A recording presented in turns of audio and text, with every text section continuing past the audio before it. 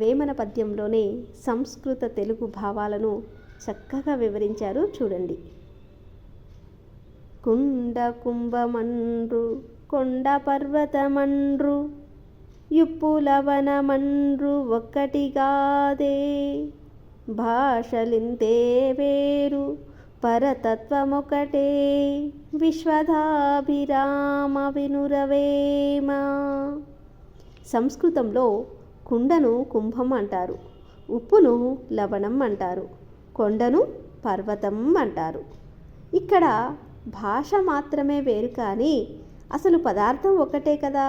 అలాగే మీరు రామ అనండి, లేదా రాముడు అనండి, లేదా యేసు, అల్లా, ఇలా ఏ పేరుతో పిలిచినప్పటికీ కూడా భగవంతుడు ఒక్కటే అనేటటువంటిది భాష యొక్క వేరైనప్పటికీ కూడా భావం ఒక్కటే అనేటటువంటి అర్థాలతో ఎంతో చక్కగా, మనుషులు వేరైన మానవత్వం ఒక్కటే అనేటటువంటి అర్థంతో ఎంతో చక్కగా వివరించారు.